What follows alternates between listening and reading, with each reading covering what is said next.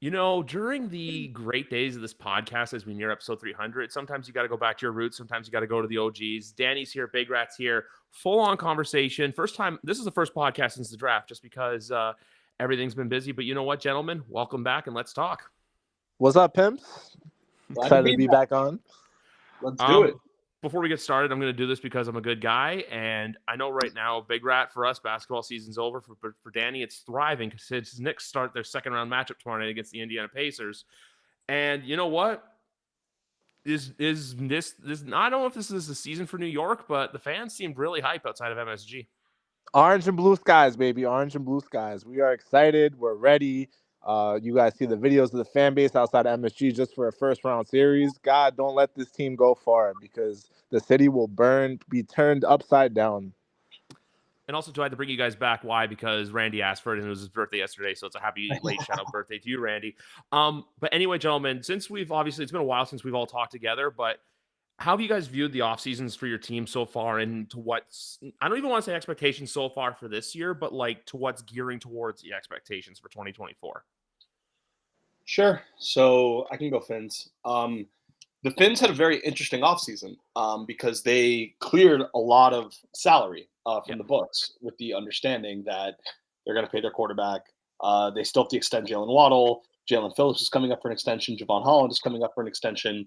And they also kind of, while doing that, also realized that some of their higher-priced guys, like Teron Armstead, probably doesn't have much time left. Like Bradley Chubb may only have a year or two left. Like both those guys don't have guaranteed money next year. And so I think their draft was very much designed at that specific problem. They draft a defensive end and then tackle in the first two rounds. It was a picture perfect. If we have to cut Teron Armstead and Bradley Chubb, these are going to be their replacements. Like that was the exact logic for why they made both those picks. And it's going to be interesting because they did lose a lot of talent. Most of it was on defense. Yep. It was not surprising. All Dolphin fans kind of in the know, kind of had a feeling the Christian Wilkins thing was going to go down the way it did. It's really hard to pay $27 million for one defender when it's not a defender at one of the primary positions like cornerback or edge rusher. And sure, nowadays with Aaron Donald and Chris Jones, like there's some DTs that make game-changing impact. I don't think Wilkins is on that level. And it with all the upcoming contracts, this is kind of it sounds stupid to say this, but it's kind of the problems of becoming like a more consistent good team where you have too many guys to pay. And so you have to make decisions. Like I think some of the less educated Dolphin fans thought, okay, you cut Xavier Howard and you cut Emmanuel Longbow, right? Like that's the easy way to free up like $40 million. And it's like, yeah, but that's not the easy. Those decisions are too easy. Like they needed to make a sacrifice. We have two young guys that we like, and we have to pick one, unfortunately. And that's just the cold hard facts.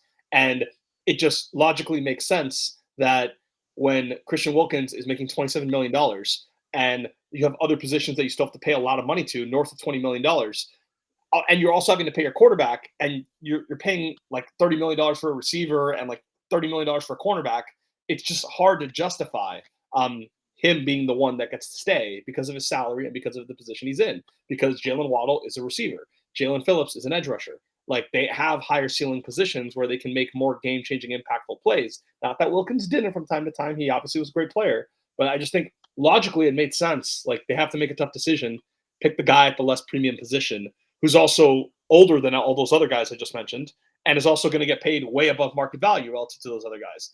If there is a criticism for the Dolphins, it could be that you could have extended him earlier and you probably could have gotten him for a significantly cheaper cap hold, like maybe when he was worth like $20 million instead of 27. But it was understandable. And you have Zach Sealer, who's making $10 million a year. And it's just economically, it just makes a lot more sense that he's the one that gets to stay because he gives you very similar production at limited cost. So they did lose a lot of talent on defense. I won't run away from that. But I do think that the people need to look at the bigger picture with the Dolphins. Like, why have they been good the last 2 years? Because they've had a top 5 offense 2 years in a row. Why do they have a top 5 offense? Because of Mike McDaniel, Tua, Jalen Waddle, Tyreek Hill, and the running backs. Like, that's it. It's not because of their offensive line. It's not because of their tight end. It's not because of the other receivers on the depth chart. None of those things have ever contributed to the Dolphins having an elite offense. The reasons they have an elite offense are still there. Tua, Tyreek, Waddle, McDaniel, and the running backs. That hasn't changed. Obviously, it's increased with Jalen Wright coming in. So none of those things that like the reason why the Bills' talent loss hurts more is because Stephon Diggs was a big part of the reason why they were successful. And they also had an elite defense for most of this run with McDermott, and all those losses on defense really hurt for that reason. The Dolphins' defense has been average to below average for 2 straight years. So, yes, they lost Christian Wilkins, they lost Agba, they lost David Howard, they lost Brandon Jones. I mean, they lost to Jerome Baker as well. Van Ginkel. The Van Ginkel one hurts, but the Van Ginkel one was, from the jump, I think, always the one that was clear had to go because he was only playing because of the injuries to the 2 guys in front of him. He only got to play because of Jalen Phillips' injuries and Bradley Chubb's injuries throughout the season.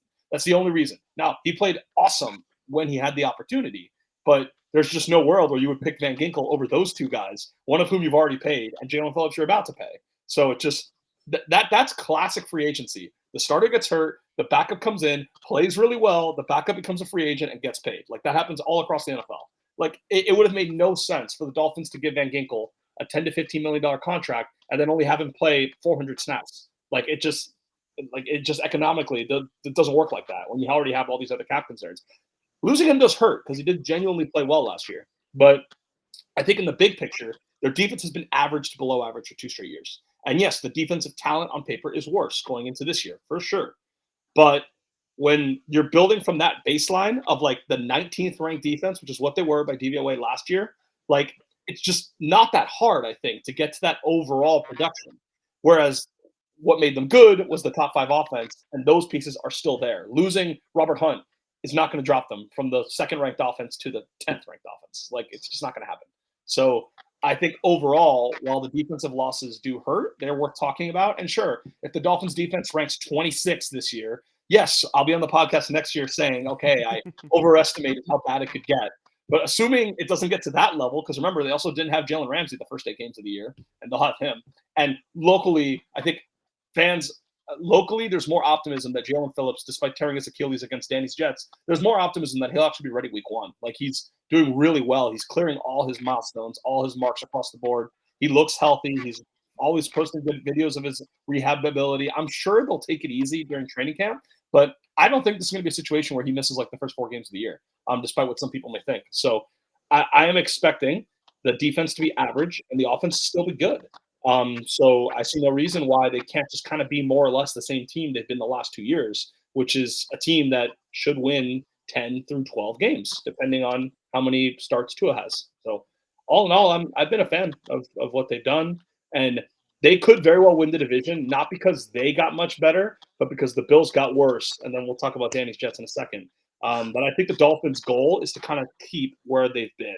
And now this time you give Tua his contract, you give some of those other guys I mentioned their contracts too. You don't have that hanging over your head like moving forward. You kind of have the guys who are going to be here intact. So I've been a fan. Before we get to the Jets, I just want to say with Buffalo really quickly, I feel like this is the year we really can see how good of quarterback Josh Allen is because, it's like, hey, like obviously the first 2 years were kind of not write-offs, but it was just in the sense of like, hey, he's still in his first couple seasons, but now he's an established NFL quarterback. What can you do with lesser talent? Or in the case of some people on Twitter, what can you do when you have 3 Gabe Davises on your team? So we'll have to wait and see what happens there. With Miami, it's very interesting to me just because I feel like it can go either way. Like I said, I feel like they'll get into those games where if you're going to get into a track meet with them, they're going to burn you 9 times out of 10. But if it's a low-scoring defensive battle game, that's where I think you could run into some trouble. Meanwhile, with Danny's Jets, it's more about I don't know if there's pressure to win now, like to win big. I think it's just pressure to, have those games in October and November where you're not constantly shitting the bed. Those games where, the ones you should win, you're winning. You're not losing. And with that Yeah, being with said, the Jets, the only pressure it really is honestly staying healthy. Like this roster is absolutely stacked.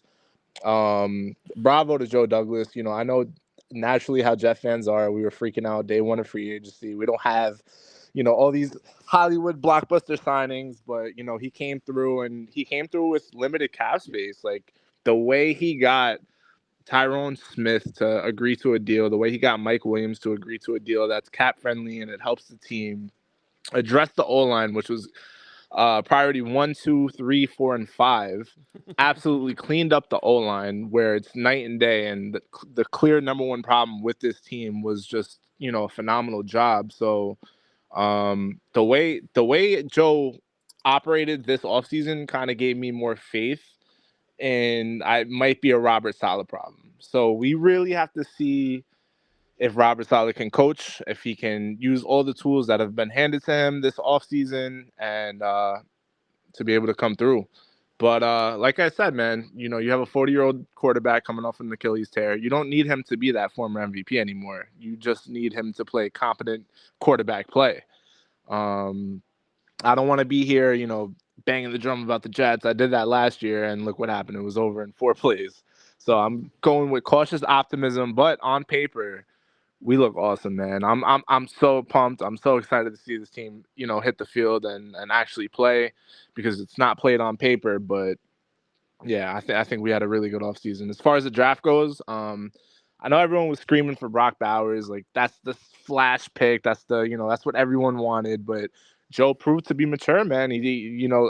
Alu hopefully doesn't have to play a snap, one snap this whole year. But if a guy goes down, Tyron Smith hasn't played a full season in 10 years. Morgan Moses is coming off a surgery, I believe a labrum surgery or something like that. So if one of those guys go down, you have an A1 premium, insurance policy right there. And as far as Alu's tape, he's not no scrub. He's not no Mekhi Becton here. He's a pretty, blue chip tackle there. So I'm happy, man. So the way I look at the Jets right now is where it's not a question of like how good can the quarterback be. It's just more or less they made sure that the talent around him is good to go. Obviously, look, you signed his friends, but his friends did jack all for you. But Breece Hall established himself and bounced back very quickly off that torn ACL. That's one of my worst takes of 2023. Garrett Wilson's going into a year where after the season he can kind of go and say, hey, like, I want my contract, I want my money. Then on the defensive side, you have Sauce, you have the Williams boys, which one of them's locked up. And then, like you said, the offensive line's vamped, and it's good again. The biggest question, though, for this team as a whole, though, is just its health. And it's also, too, like, can you win those games that, you should win handedly? Like, how last year, week 3, lose to the Patriots, or even how last year, I knew you lost Rodgers, but how it was like week 1, you beat the Bills miraculously, and then the Cowboys feed you your lunch. Can you avoid that? That's my big question. And I'll say this right now, too, with the Jets. I feel like Joe Douglas has done enough to keep his job safe. It's up to Robert Saleh now. I don't think Joe Douglas is on a hot seat, but I can see a world where if plans don't work out for them, where both guys are fired. I think Robert Saleh's seat is hotter, but I can see a world where both go, even though I do think Joe Douglas has earned himself another year of job security. That's just me. Yeah, the thing is, like, in hindsight, obviously, you look at last year's team, and they were able to scrape together 7 wins with probably the worst quarterback play in NFL history. You got a guy like Rodgers in there for 17 games. You're telling me they can't amount to 3 to 4 more wins there with a way easier schedule? Like, everything is set up perfectly for Robert Saleh to just win damn fucking football games. Yeah. And I mean, it's really all on him. Like I said, my only concerns with this season is going to be health and coaching. I don't really, when you look at the roster, there's not really a glaring hole there anymore. I mean, you can kind of criticize safety, but like, solid teams don't pay safeties. Like, they get the most out of out of bare minimum players. So that's not really a concern for me. Maybe CJ Mosley loses like another half step, but other than that, man, it's even Big Rat predicted last year that the defense would fall off, and they actually got better. So, you add in Hassan Reddick, which is an upgrade from Bryce Huff, and Saleh just rotates his pass rushers. So, I mean, I don't know, man. I don't want to, like I said, I don't want to like toot my own horn, but it's looking good, but cautious optimism. And I like that. I should also say, on top of being wrong about the defensive regression, I was also wrong about like Griff on the Breece Hall thing. And I remember, because like Danny did point out that, yes, it's not, there's the Adrian Peterson example where he comes back and is better than ever from the ACL. But obviously we watch so much football, we hear of Saquon Barkley and countless other examples where it feels like, yes, it could happen, it could not happen where it goes well. But just the overwhelming evidence seemed to be it wouldn't go well. And obviously that was wrong. Now, granted, your organization signed Dalvin Cook, so it's not like they were super confident themselves, clearly, by giving him that money, which everyone agrees was a mistake in hindsight. But which was another dumb Rodgers signing, I believe. And credit Hall looked great. He looked great at the end of the year as well. And yeah, the Jets, with all due respect to Danny, like the Jets to me are it's kind of not that interesting to talk about because I think everyone is agreeing it's like the roster's really good. The quarterback play should be an upgrade. It's like how many games does Rodgers play? There is the middle ground with an older quarterback where he plays like 12 games, where like he like hurts his elbow like in week 3 or something and doesn't miss the whole season like he did last year, but still misses some games because Rodgers. I would generally believe in Rodgers. Like I guess we're all biased from watching Brady play well in Tampa Bay. That we just like kind of think for these legends, like it'll probably go well. I'm inclined to believe in Rodgers, despite being a Jet rival. But there's just variability of health and what it's going to look like. But if it looks like what we expect, then the Jets should make the playoffs. My take for the AFC East this year is I really do think one of our teams wins the division this year. I do not think it will be Buffalo. It can't be. It can't be. Pretty confident. And another thing is about the QB situation. I personally wouldn't have went Tyrod Taylor as the backup. Like I would have liked more of like a Tannehill type. But hopefully this guy. Huh? Tyrod got hurt last year as the backup. Oh yeah, Tyrod's an injury-prone quarterback as well. So that's the thing, and they just play completely different styles of quarterbacks. So I just really don't know where they were going there. But I do like Tyrod for the Jordan Travis development. I will say that. Yeah, that was a good Jordan Travis is a very good fallback plan, and there's also not pressure for him to play this year, considering he's coming off that. What was it, his ankle or his patella that he ruptured late in the year for Florida State? I think it was his ankle. Broke his ankle. I'm pretty sure. Yeah, he broke his ankle, and they got cooked by Georgia in the Peach Bowl. And then there's me. Hi guys. Obviously, look, it's a new era. I'll say this though. Obviously, 4 wins last year. The one thing I really like about the Patriots offseason so far, and there's been countless episodes where we've talked about this, guys. Look, for those of you who want to go back, Sophie McGarvin and I, who will be on here Thursday, have talked ad nauseum about what's gone on. But for you guys, I just wanted to bring it on. It's the fact that there's a plan for the future. I know everyone's kind of saying like, oh, like, and we'll talk about Drake May in a second. I love the pick personally. Look, he's the guy. It's like our drafts. Obviously, look, we're chopping fun at Chop, but like, the one thing that Danny said about Olu was that Joe Douglas made the mature pick. And in the first round, you have to make the mature pick. We're looking at you, Atlanta. And that's what they did with Drake May. They didn't trade back. They didn't, like, I know obviously a trade back would have been the popular thing to do, but I feel like trade back would have hurt them more than if you know you have the guy, you take the guy. And with New England, too, they didn't bring in anyone of flash or presence. But the fact that they've re-signed and given contract extensions, like the Christian Barmore deal, I love. The Kyle Duggar deal, I love.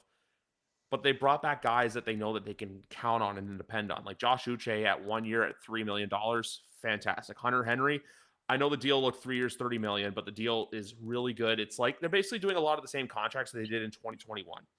The first year, very short, but as the cap continues to climb, they get backloaded so that they still have money. And here's the other thing, too. 2025, they have the most cap space in the NFL. And next year, there's going to be a lot of good wide receivers available. I'm looking at, I don't know, Brandon Ayuk coming in, maybe. We'll see. Because I will say this with San Francisco quickly to go on that tangent. I think one of Debo or Ayuk is not there. I think the Niners are going to stay status quo for this year, but I think one of them is gone, and we're going to see Ricky Pearsall maybe develop into a wide receiver one. I don't know for them. But going back to New England, look, are they going to be a playoff contender? Probably not. My thing right now, I think, is 6 to 7. I don't think it's that hard to ask. They were injured to hell last year. I think that there's a couple wins that they didn't get last year that they could get this year. But as long as we see development and we see that progression, that's all I really care about. I do think right now, Jacoby is the starter at the moment. I know everyone's going to say, oh, that's crazy. Oh, that's this.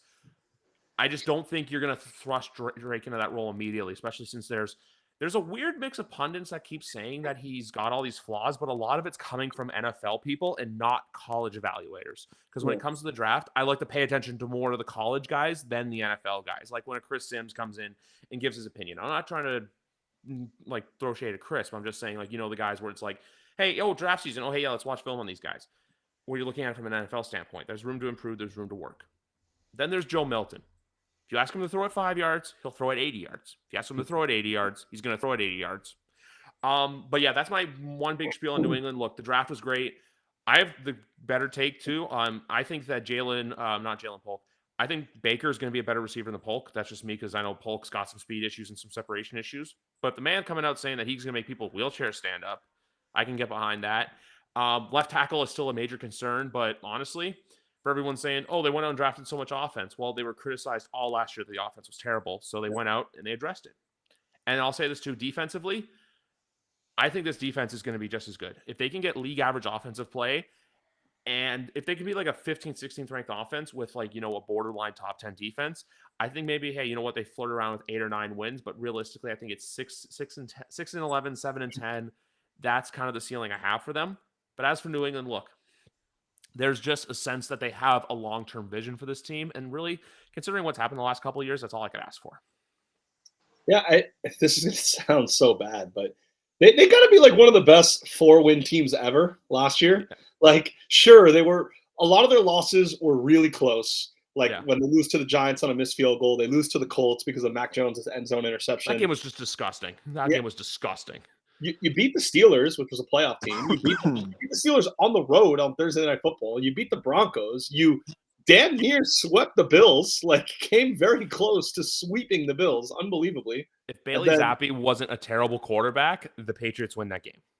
Which is unbelievable. Like, and then they gave the Dolphins a fight the first time they played. They gave the Eagles a fight in the opener. It was a very strange 4-13 team. They only got embarrassed like Mac Jones's downfall, like in that Giants game and in that Colts game. Like, sure, that was embarrassing for Mac Jones personally, but the team as a whole only got embarrassed like twice, like by the Cowboys and Saints, really.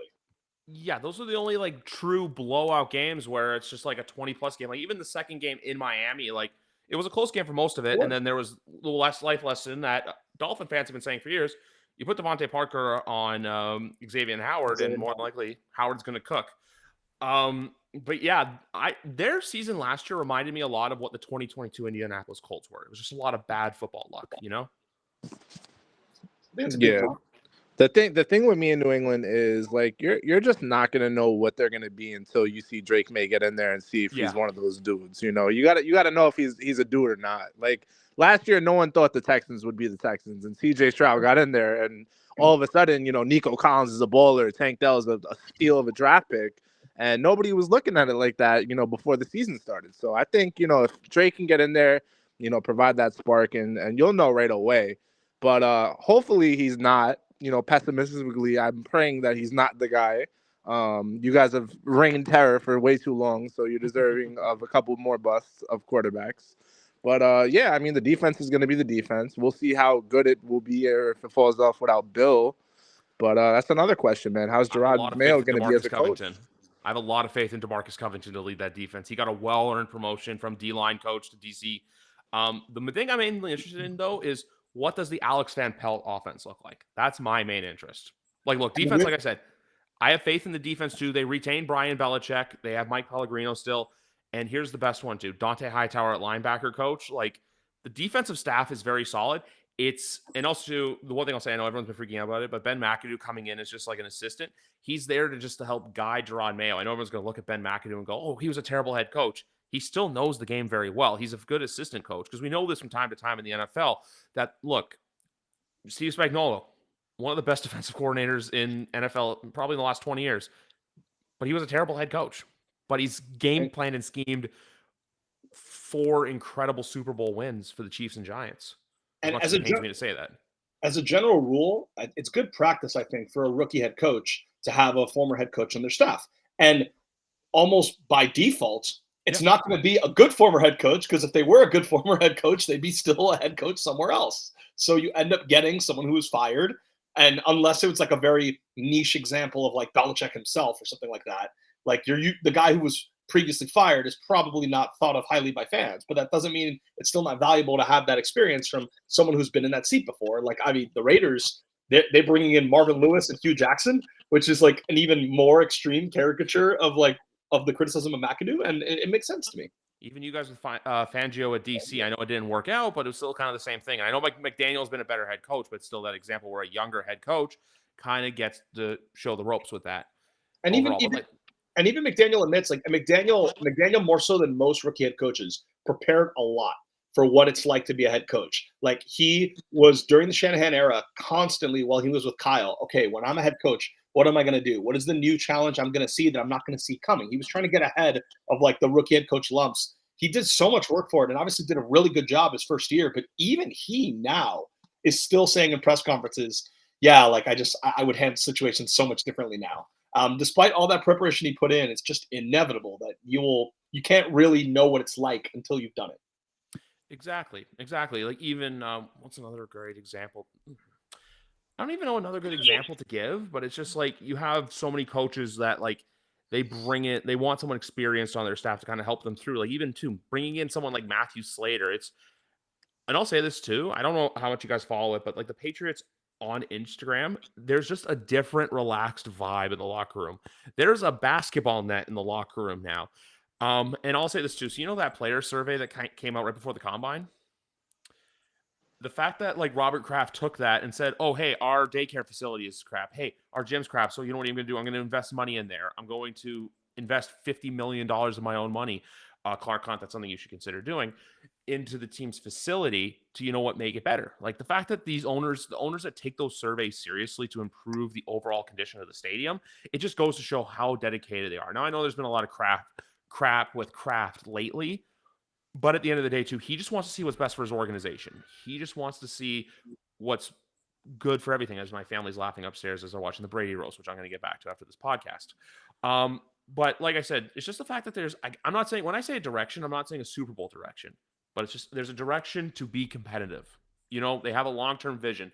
They right now remind me of like what the Chicago Bears are striving for, or what Detroit is, or even too, Cardinals. because I was going to ask this question, but there's one team in the NFL right now that I think could break out this year. I'm not saying make the playoffs, but I think they can catch people off guard. That's Arizona.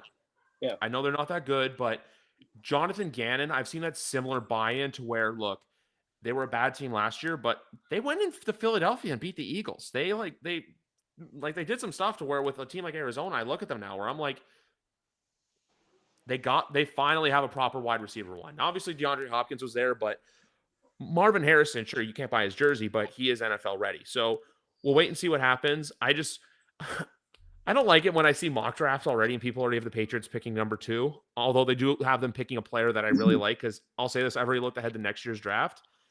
There's 2 players from Michigan I really like for the Patriots. One's Mason Graham on the defensive line, and then Colson Loveland, the tight end. Both those 2 players I like. But I want to shift gears because I have a take for you guys just because it came up on Twitter this week.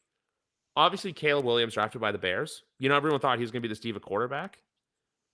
What if that actually is Shadur Sanders in Colorado? Oh yeah, he's got red flags all over him, man.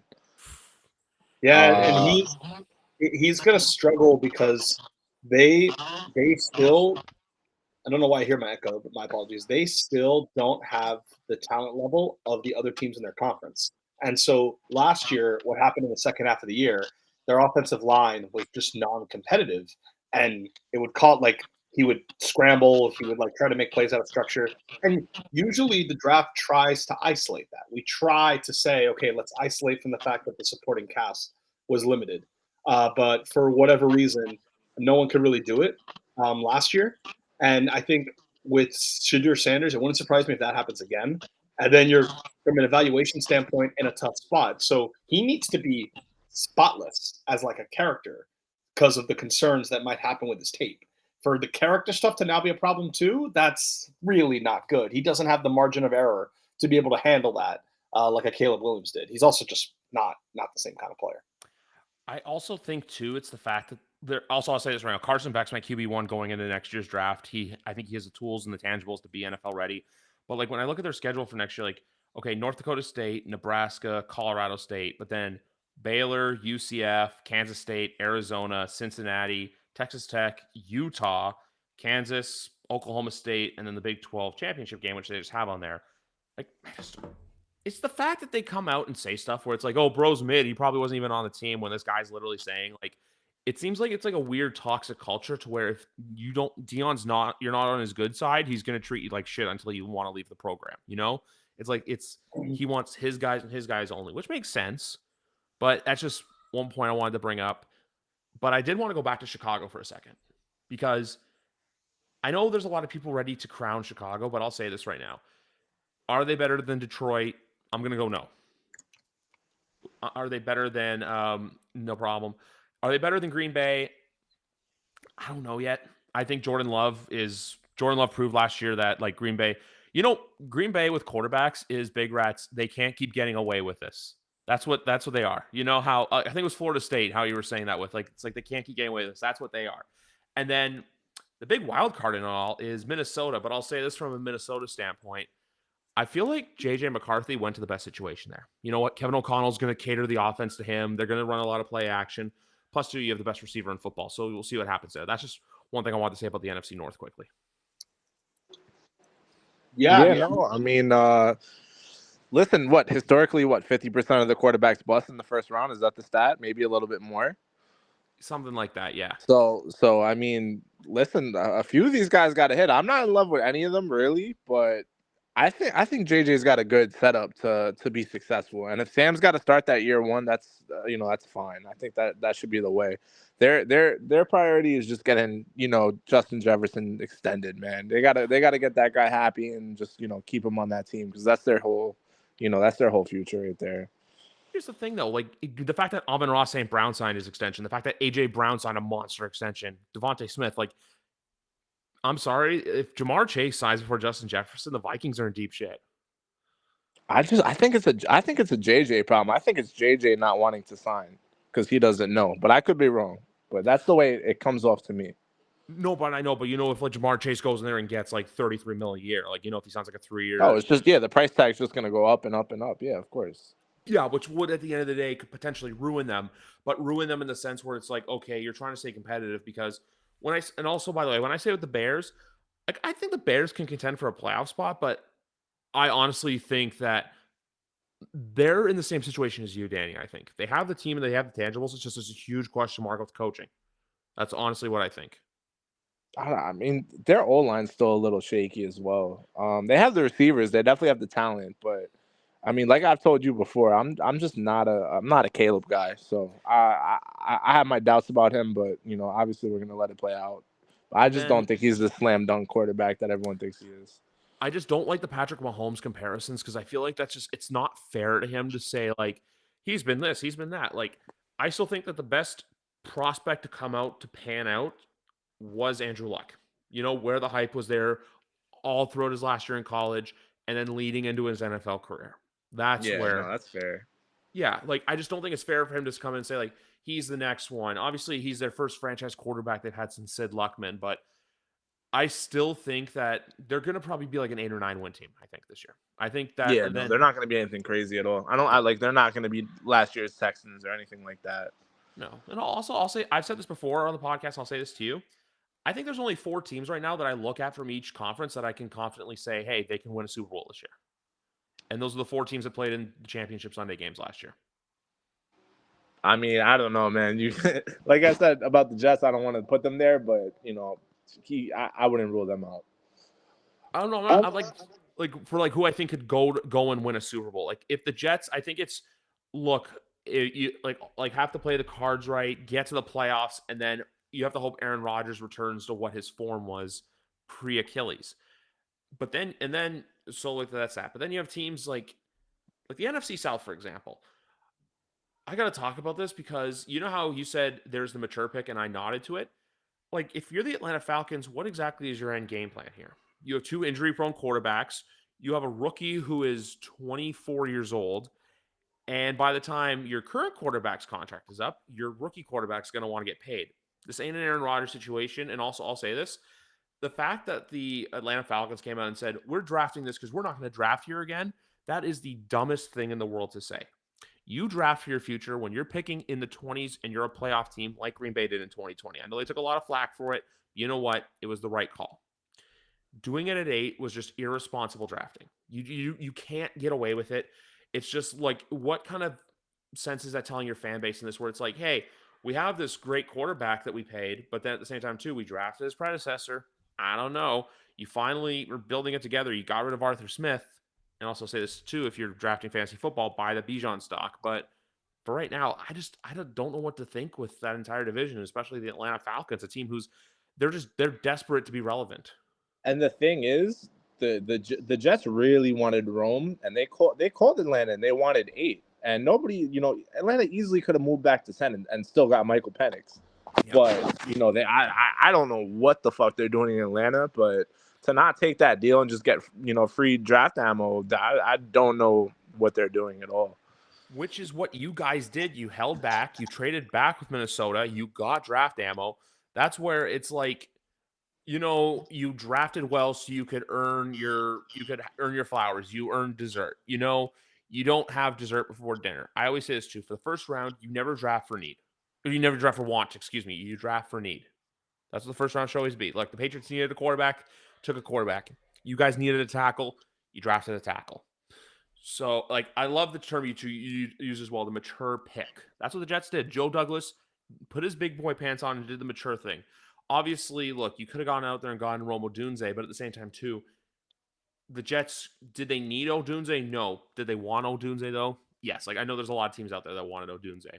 Yeah, no, everyone would be loving the pick on draft night, but say in October when Tyron Smith has to miss a game and you're throwing, Carter Warren in there at left tackle, you're not gonna love that pick so much because Rodgers is gonna be on the ground, half the time. So I mean, it was definitely the correct pick. Like I know in the moment it's not sexy, and that's what this draft really made me realize is like if you're not making the sexy move, then people aren't going to like it. But in hindsight, give it time. It's going to be the right pick. Yeah, exactly. I completely agree with that. Like, even too, I'm going to say this right now. I know, was the Joe Alt pick the sexy pick? Absolutely not. Is Joe Alt probably going to be a Pro Bowl, all-pro level tackle, though? Absolutely, and that was the pick. I know everyone's saying right now, it's like, oh, who's the Chargers receiver room? I'm sorry, but the way that Jim Harbaugh builds his football teams, he wants those big guys up front that are just going to wreak havoc. So I completely agree with it. And then being able to get Lad McConkey in the second round, I'm not saying I'm looking at the Chargers as they're going to be a good team, but they're definitely, I think, probably going to be better than they were last year. I just think last year was a mix of bad coaching and just injury luck throughout the entire season. Yeah, man. I mean, as far as the offensive weapons, I don't know how explosive their offense is going to be, but you never know with these rookies, man. Harbaugh was in college. He was against these guys, so he's going to know better than anyone, who's a guy and who's not. Yeah, that's the thing, too. He knows these guys from a college level, but here's the other thing as well. They're not going to make those picks that make you go, wow. They're going to make those picks that, on draft night, they don't look attractive. It's one of those, like, oh, my God. Like, I love watching. Someone did the highlight tape recently of all these picks that panned out. Like, it was the Mahomes pick, the Allen pick, where it's the Mahomes person specifically said, like, this is why this franchise is never going to win a Super Bowl in my lifetime. And it's like, well, guess what, buddy? You've won 3 since. Yeah, you just never know. That's the thing. These are lottery tickets at the end of the day. But like I said, the Marvin Harrison pick and the Joe Alt pick, those are the 2 for sure ones. And then there's the pick at 6 with Malik Neighbors going to the Giants. Look, I know there's a lot of discourse with that team. I'll say this too for them. I know they were in the Drake May conversation. I'm really glad they didn't get in on that because what good does that do your fan base and your organization? And a fan base and an organization right now that's just like there are so many question marks surrounding it. I know there's a lot of people who still buy into Daniel. And this year, I'm not even going to say that like I'm not buying into him because of like play. It's the injury concern. I'm just sorry. I'm not going to trust. I know the Breece Hall take age. But Breece is an alien, so it's different. But it's different. He also hurt himself in October. Danny hurt himself in November, so that sets him back a month. I think that Drew Lock was brought in as that security blanket because let's be honest, Tommy DeVito had his Linsanity run. Unfortunately, it was against the fucking Patriots, but there's nothing I can do about it now. But like we learned that Tommy DeVito, it's going to be one of those like rare cult things, like where he got in, he started the games, and also say this too, if that happened in any other fan base besides the Jets, it just would not have worked. If he was doing like, hey, how's it going? How's your mother? If he was doing that like for, I don't know, the Minnesota Vikings, yeah, the Colts, a Midwestern team, it's not going to have the same effect as here's this Jersey kid whose like mom makes him dinner and all the cutlets and stuff like that. So Tommy Cutlets. Tommy Cutlets, it works with the Giants. It worked in Jersey. It worked because let's be honest. I know you guys are in Florham Park, New Jersey. I don't know exactly where the Giants headquarters is, even though I know it's closer to MetLife than you guys. But going back to the team, I think this draft pick, honestly, is that weapon to basically be like, hey, Danny, we finally got you someone good. We finally got you a wide receiver one, because let's be honest, Jalen Hyatt, he's a good receiver, but he's not a wide receiver one. And because there's so many questions at tight end with who knows if Darren Waller is even playing this year, he got divorced from he divorced his Yeah, I think they're basketball just playing waiting for life. June 1st. I think they're gonna cut him on June 1st and just get that cap. Yeah, I think so too. And then with them, I think it's just a season where, hey, if Danny doesn't work out this year, you cut ties and you get your guy next year. Because I'll say this right now, I know this year's quarterback class was good to start out, but next year there's always going to be guys that approach. Like, remember, Joe Burrow was like a day 3 quarterback entering that season, and he ended up going first. I know it didn't work out, but Zach Wilson was the same thing. Zach Wilson, look, he came out of nowhere. And even 2023, I'm trying to remember 23, like 23 was the only one where it was like, hey, it's a for sure thing. But then even a guy like Anthony Richardson comes out of nowhere and gets a top 5 pick. So Every year, yeah, every year there's somebody. yeah, the only thing I'll say is someone had a mock draft already of Jalen Milroe going number 1 to the Panthers, and I'm just like, yo, that's not a good pick. Yeah, what a shit organization they are. I feel like there's a sense of purpose there, like getting Xavier Legette, and they basically just drafted a bunch of monster offensive linemen, which Bryce Young won't be able to see over. But like that whole division, like I honestly don't know what to expect. Like I'll say this though, one of my favorite draft picks came out of the division because Spence? Fuaga going to the Saints.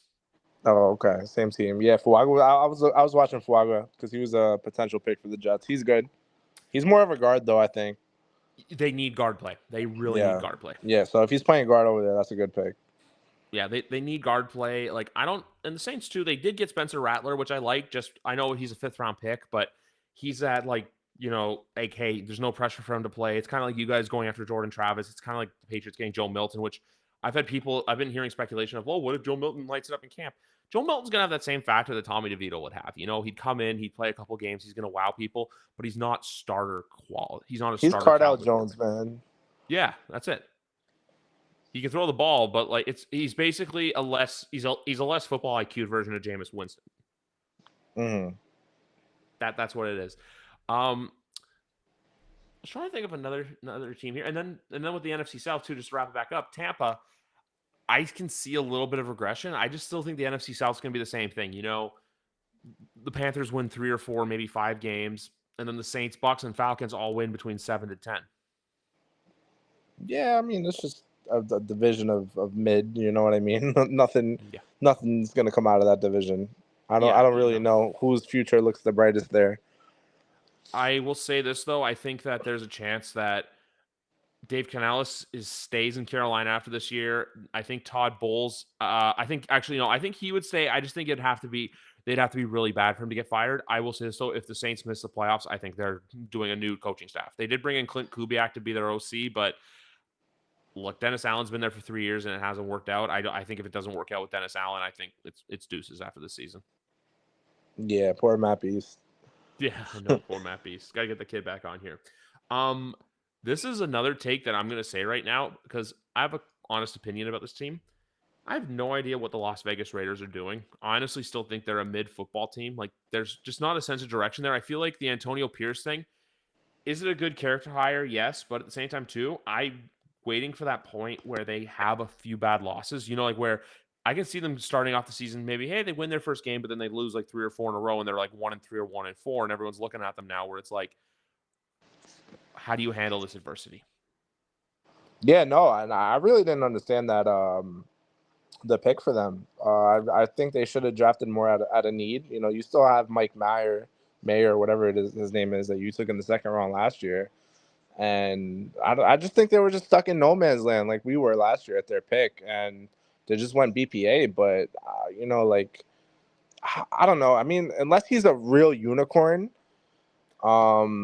I don't think they got this pick right. And I don't see how he's going to have that kind of year this year with their quarterback play. So, yeah, like you said, man, I don't know what direction they're going in. And they still have a valuable asset in Devontae Adams that if they hold on to and don't trade him at the deadline, they really don't know what they're doing. He is gone from the Raiders after 2024. He literally came there to play with Derek Carr, and after his first season, the team effectively told Derek Carr to kick rocks.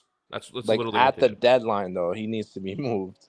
Yeah, if they are like if they're like a 2-5 team come beginning of November, say if they play 5 games, or if they're like 3-5, you got to trade them. You got to do what the Giants, and also do what the Giants didn't do last year, because the whole Saquon Barkley stuff. Which, look, I know I'll say this too: let the football people football. John Mara, keep your hands out of the cookie jar. But yeah, with the Raiders though, look, if you're in a position where this isn't going to be the year again, get rid of your talent and build draft capital for next year, because I believe there is some good receiver talent coming next year. I don't know yet, but there's always going to be guys every single year. That's the thing. I know everyone's like, oh, this is the year to get the talent. You got to go do it. No, there's guys every year. It's just there's unicorns at certain positions. The way I look at this draft board right now for them, this pick's very comparable to Bijan Robinson. Like, you didn't need it, but you got it anyway. Or Najee Harris in 2021. Yeah, no, that's fair. Yeah, man, we'll see, man. We'll see with them. And then you have the ultimate 3-headed dragon doing faces meme in the Denver Broncos quarterback room with Ben DiNucci, Jarrett Stidham, Bo Nix, and Zach Wilson. God, I hope and pray Zach Wilson is the starter when the Broncos come to the Jets, man. I am praying for that day. I will be there. Best seat I could possibly be in. I will be there. I don't know what to think about the Broncos. Like, they changed their uniforms. They put lightning bolts on their shoulders, which, guys, like, you have to do your research. There's a team in your division who is named the Chargers and whose logo is a freaking lightning bolt.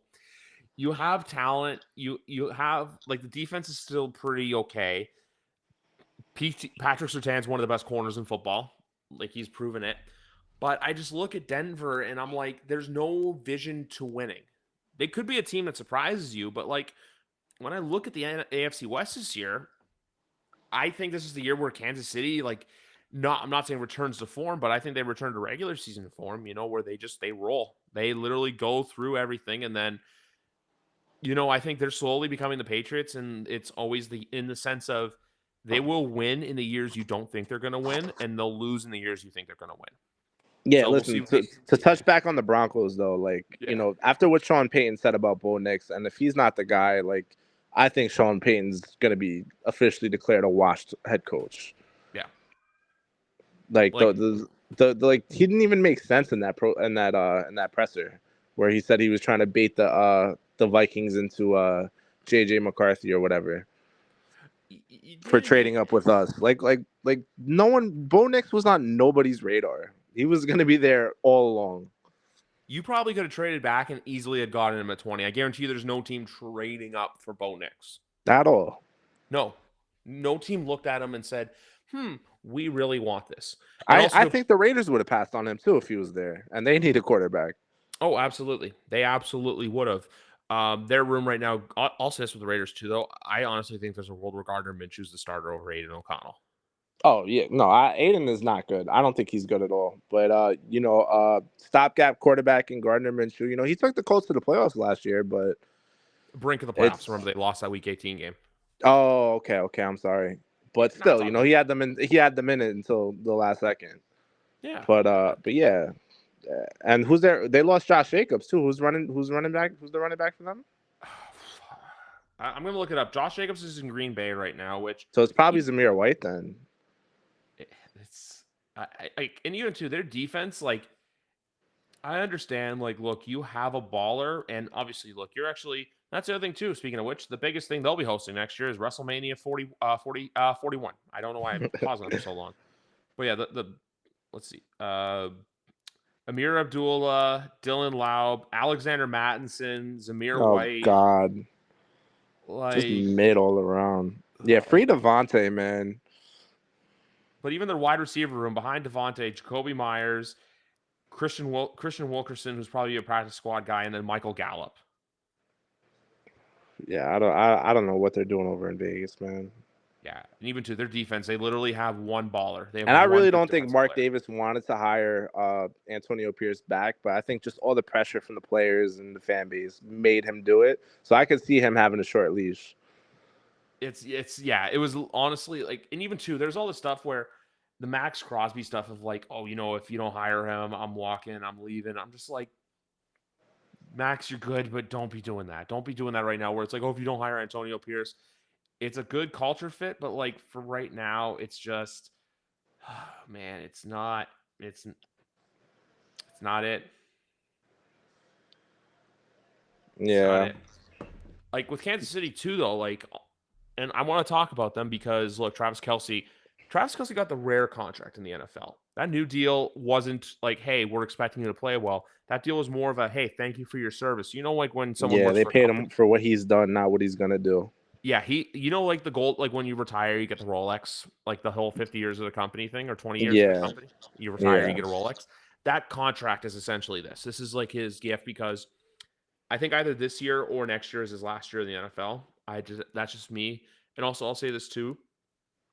Travis Kelce's gonna be that kind of player where he's still gonna be good, but he's from a fantasy standpoint, I think he's gonna be okay. Just because I feel like the Chiefs honestly are gonna tell him, like, dude, don't go full out for the first 4 months of the season. If you can be a baller for 3 games in January and maybe a fourth, that's all we ask.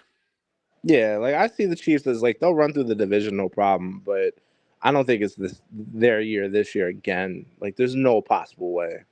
I don't. Just the law of averages, man. There's no way they could do it again. I'm gonna say no too, but I feel like every year we do this where like you doubt them and then that happens, but then the fact too, it's like, hey, you got Xavier Worthy, hey, you added Hollywood Brown, which I'll say this too. I think, and honestly, I know the Patriots are trying to get out of this contract, but I can see a world where Hollywood Brown has a pretty good year, either 1,000 yards or just underneath, and then a team gives him a bag that he's like hasn't really deserved. You know, like the Patriots paid Juju Smith-Schuster more money than he should have gotten, or at Yeah, all. no, that makes sense. That makes sense. Like you have a mid team that like really needs a wide receiver, like say for example Vegas next year, where they're like, hey, we're gonna give Hollywood Brown like 13 million a year because like you had a really good season with Kansas City Chiefs. With Kansas City, I want to see them have a year where honestly they don't even make it to the conference championships. I want to see them like lose in the divisional round just to see how they handle that adversity. And also because I feel like it would just break a lot of those people out there who just like think that every Expects year to it's win gonna be every year, yeah. like that little piece of humble pie where it's like, hey, we know it's supposed to be a year, but it's not. Like the Dallas Cowboys, whose version of All In, honestly, is the biggest load of BS ever. I think as long as they're being talked about and they're getting TV ratings and they're getting the highest rated games of the year, I think Jerry Jones is secretly happy. Yeah, I see that whole division as a whole just taking a backseat next year. I mean, obviously, I think the Eagles are still the best team, but I don't see them being like I see them more being the second half Eagles than the first half that we saw. And then the Cowboys are gonna take a step back. The Giants fucking suck, and then hopefully the Commanders could show something that in 2-3 years they can take over this division. I think they'll be that. Commanders are going to be that team where I think they're going to have a shit season. But like in December, they're going to win a couple games. Like how there's always like it happened to Arizona, it happened to Detroit at the end of 21. Where it's like we see it coming, like we see the vision. I feel like that's going to be Washington, where they'll be that team that like at the end of next season, everyone's going to say, "Hey, watch out for in 2025." Yeah, you just gotta hope that Jaden's a stud, which I think he'll be good. I like Jaden. And then McLaurin finally has a franchise quarterback. Yeah, which is huge for him because he's never had one. So that's like definitely a sleeper in the draft, fantasy wise. For them, it is. I feel like it's also that like shine of new ownership as well as there. Obviously, like Josh Harris is there. He's got the Devils, their season flaked out. He's got the Sixers, whose season obviously ended on Thursday, and then he's got the Commanders, to where it's like, hey, we have this like fun new franchise to play around with, so we'll see what happens. The Giants, like, look, I think that if they don't perform too, I also think that there's a chance that both Dayball and Shane are gone. I honestly think that's a very strong possibility. And then, like I said, Dallas, we all know what's going to happen. They're going to do the same thing again, where they just everyone thinks like this is the year, but like literally everyone outside of the organization knows it's not the year, but their fan base will convince you this is the year. And also to considering the fact you got Dak that wants money, you have CeeDee Lamb who you should be paying, and also too Micah Parsons is going to want $35 million a year. He's going to want, which I heard they're unhappy with Micah Parsons, and I don't know if they're going to pay him. Why? Because he's wrestling sumo wrestlers in Japan right now. That he's just the way he is, his character and how he speaks out. I don't think they like that. I mean, he's not Patrick Beverly, but I kind of understand where they're coming from. But another thing is like with Vrabel and Belichick sitting on the coaching market, you're gonna see a lot of premature fires this year just to get in that race and get the guy real quick. With them You're just not sitting out there. you're not bringing them in mid-season, but I agree with you. If there is a team out there that gets off to a really bad start that we all kind of expected, like, hey, they could be on the hot seat, that 100% is going to happen. John Mayer is staring at Bill Belichick right now. Bring his ass back to the Giants. If he were to go to New York and make Daniel Jones into a winning quarterback, that would probably break me as a person. Ugh. Like, just the thought of it. But just the thought of that guy being the fucking head coach in our stadium. Yeah.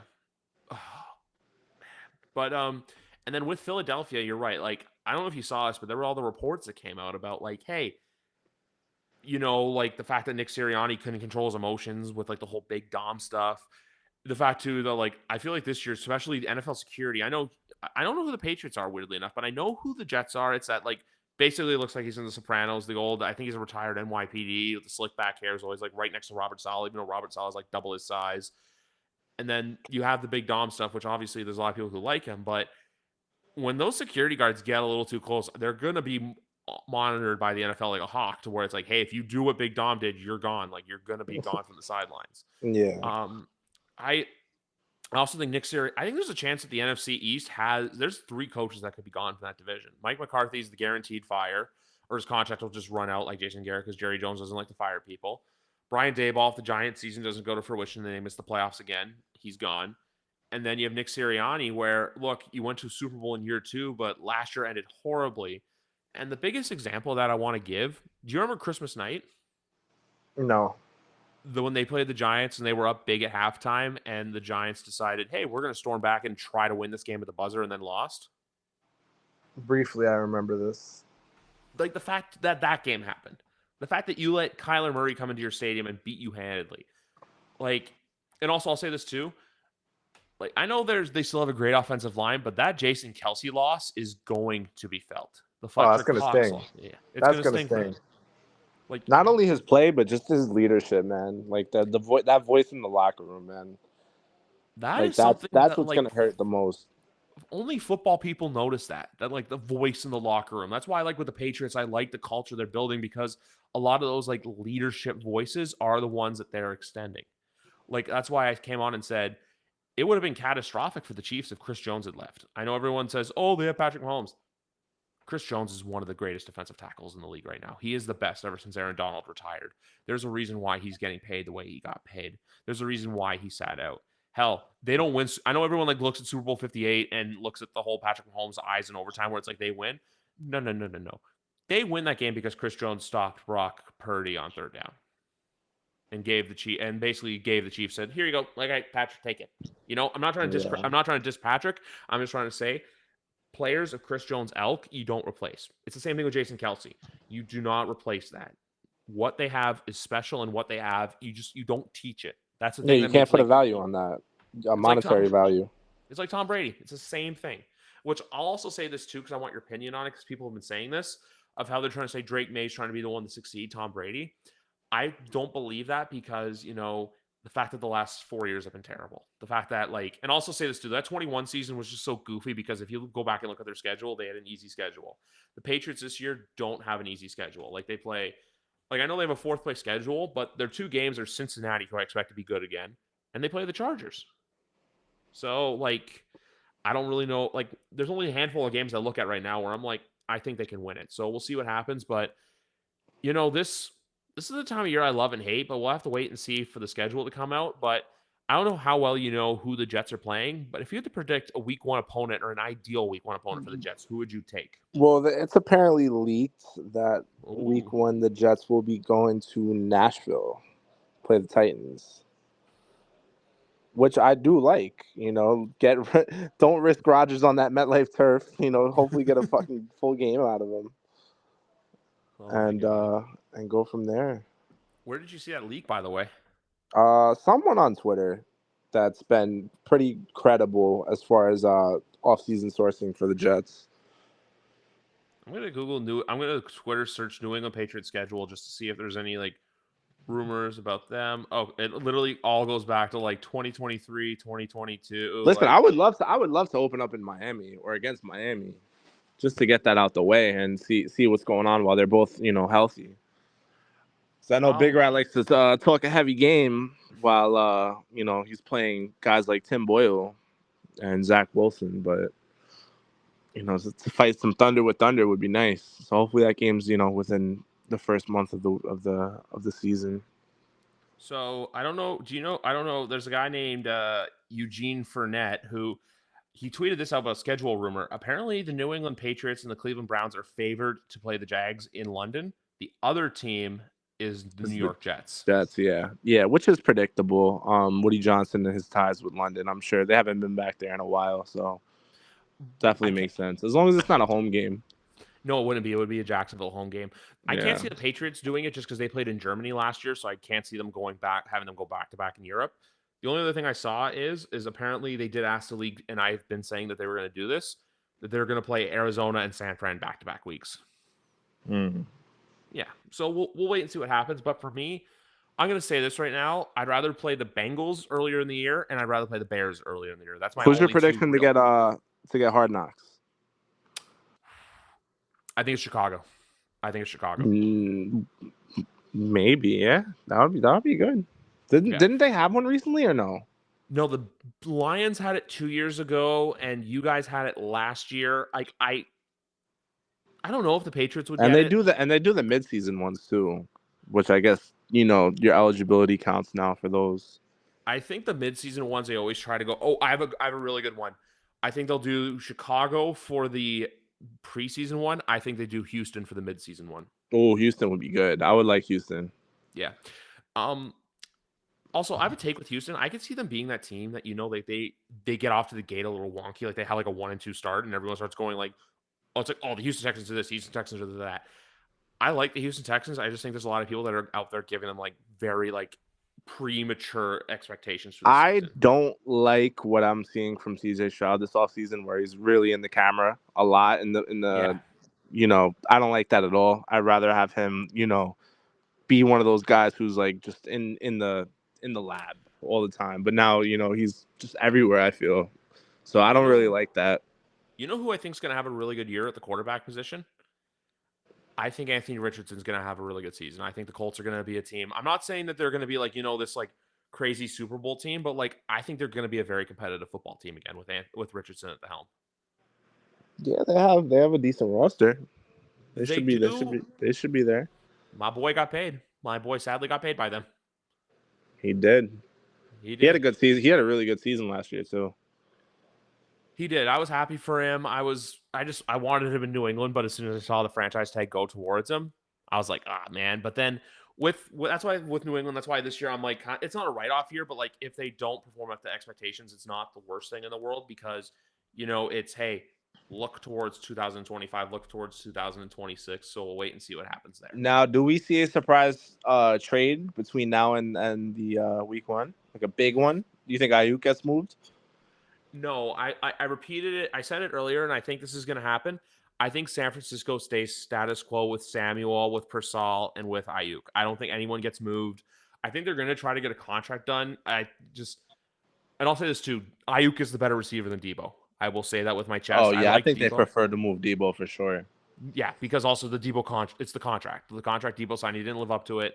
But with San Francisco, man, they're that same team, like, where, every year they're always going to get there. But then, like, I'm not saying Brock's a bad quarterback. I just don't think Brock has that killer instinct. He's just not that talented guy. No. He's a system guy, just like Tua. That's what it is. He's a product of his system. And when I say like he doesn't have that killer instinct, like how last year he didn't go for that deep bomb threat in the Super Bowl to try to, go up by 7, because if you kick the field goal, instead of kicking the field goal and basically, hey, giving Mahomes the 3rd Super Bowl on a platter, you had the chance now where it's like, hey, he's got to go down and win the game. So we'll ultimately wait and see what happens there. But like I said, I think San Francisco's going to be there. There's one other team in the NFC West I actually think could be not like, I'm not saying good, but they could be sneaky, and that's Seattle. I think Seattle has a chance to be boring, but they're competitive because of their defense. With Geno? No, like not competitive, but like like the defense, they get bailed out by the defense. Mm-hmm. Because like with Mike McDonald coming in, like it's a product, it's a system, it's a systematic. It's like basically the offense just basically tell them don't go out there and suck, I and still you'll think be the on the Rams are average better team. than them. Oh, absolutely. I'm not saying that like they're going to be I'm like I still put the Rams ahead of them, especially too. I don't know what their quarterback situation is long term, but man, the Rams have a really good they have a nice receiver room right now too, and also too I like the Blake Corum pick in the draft. I know Kyron Yeah, Williams no. is good, but Sean McVay finally had some good draft picks, so he cooked up some guys that they're gonna fit his system. yeah, I think that I'm going to say this year. So this is how I think the NFC West will go. I think Arizona will be it'll be another bad year, but I feel like they're going to be that team where it's like you know how Detroit was viewed after like 22, where it's like, hey, next year's the year we're going to go we're going to look at Detroit, but then like that, and then with Seattle, it's kind of like 7-10ish, 8-9. I just think that like Seattle could be that team like where they're in it for most of the season, but then they lose like a critical game in December to like break A. Larson 12 man's heart.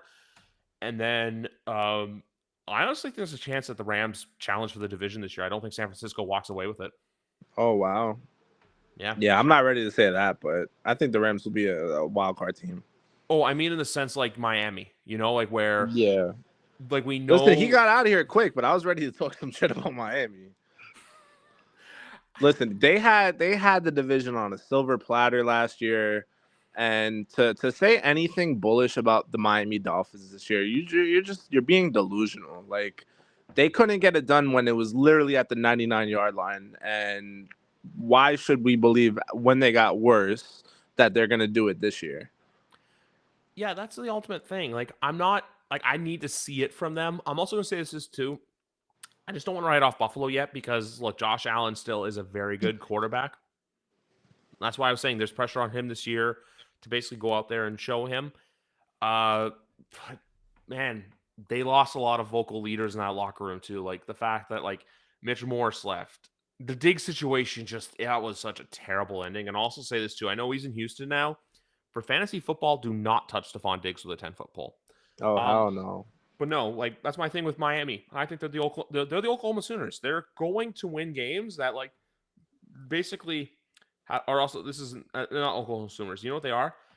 They're that person that they're going to punch a lot of people in the mouths, like bad teams. But when a good team punches them in the mouth, they're not going to know how to answer Yeah, back. just That's what like I feel last like. year. They're bottom feeders, man. They beat up on the terrible teams, and then when a real team steps in, they get beat. That's That's who they are. That's what who they've been. Do you think Mike McDaniel's seat's warm? No, because they're still gonna have a top offense, but they need to win a playoff game, man. I just they if I'm their owner, man, that's what I'm asking for this year. I would have a conversation about letting him go if he doesn't get that done. I think it's if they don't win a playoff game this year, I think it's next year is like going into 2025. His seat's warm. His seat's But hot. the thing is, like next year, Tyreek's another year older. They have to pay Tua, so they're gonna have less room to work with. Like this is really they've really reached their ceiling on what they could be. I don't see how they could be much better. Yeah, that's it. It's just you don't know how much better they can be.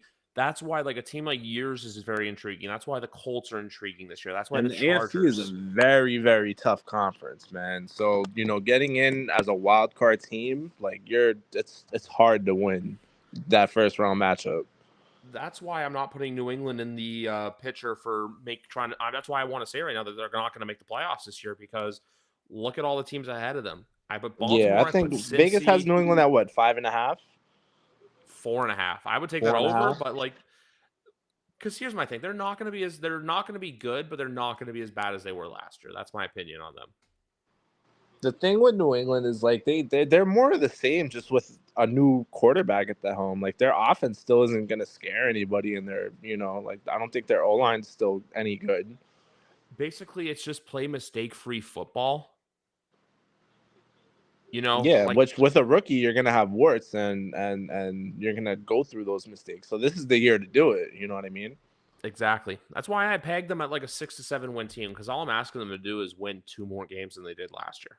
I don't think that's like it asking for a wouldn't lot. for me. If I was a New England fan, it wouldn't be about the wins and losses for me. It would just be No, like, do I see enough Drake May moments? And hopefully, he gets in there by mid-season. for me, it's a mix of that. It's a mix of, can my rookie quarterback play and not do stupid things? I just put the win total on there just to like pace it out, because like I'm prepared. Like, look, they're gonna go into San Francisco and they're gonna get their cheeks clapped. They're gonna Hey, probably yo. get killed by the yeah. You know what I mean? Like, look, like I'm already. That's a game like I have circled on where I'm like, yeah, just you know what, take your L, go in there and take your loss. Kansas City spread Um, 14.5.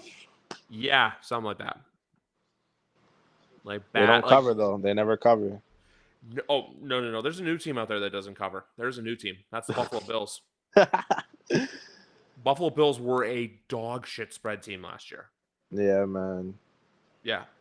I know everyone's saying like, oh, gambling, this and this. Spreads matter. Good teams win. Great teams cover. Remember that, folks. Oh yeah. Oh yeah. But anyway, I know Big Rat was only here for a little while, but he had to go because he had some stuff come up.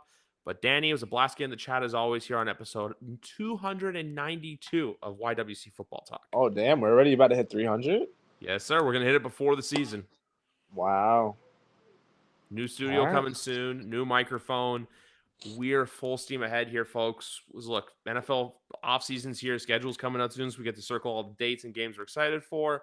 Before you know it, my covering passion CFL's back, so there's gonna be stuff on that. It's gonna be a lot of fun, a lot of cool stuff coming up. Anyway, guys, for Danny, Big Rat who already left, I'm Griff. Hope you enjoyed the podcast, and we'll see you Thursday night.